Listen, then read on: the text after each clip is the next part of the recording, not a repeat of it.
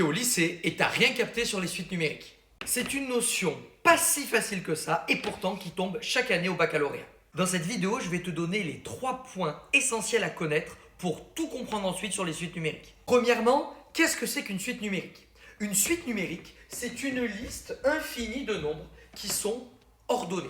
Chaque élément de la suite s'appelle un terme et chaque terme est numéroté. Ça, c'est le premier terme. Donc si cette suite, je décide de l'appeler U, on pourrait dire que ce terme, c'est U1.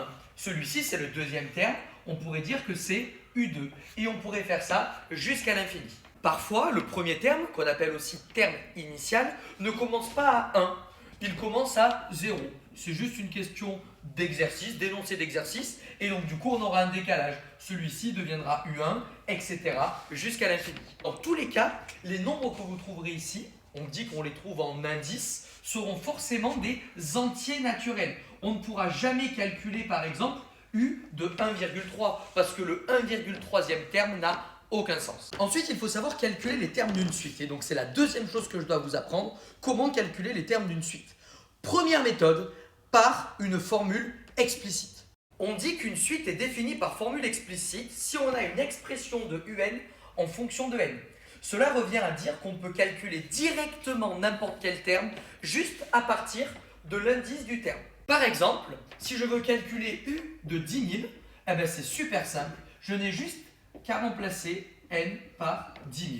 Et donc on aurait 3 fois 10 000 plus 2, à savoir 30 002.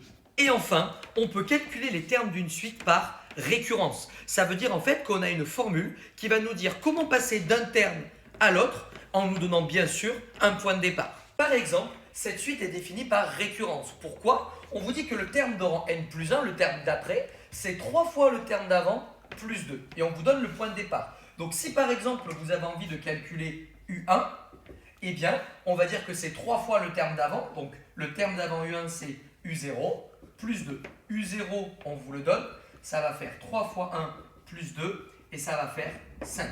Ce qui est un peu emmerdant avec les suites définies par récurrence, c'est qu'on ne peut pas calculer directement n'importe quel terme. Tout à l'heure, on a calculé U10 000. Si ici, je veux calculer U10 000, il faut que je calcule les 9 999 termes. Donc si par hasard, vous avez le choix entre une suite définie par formule explicite et une suite définie par formule de récurrence, il faut absolument choisir la formule explicite.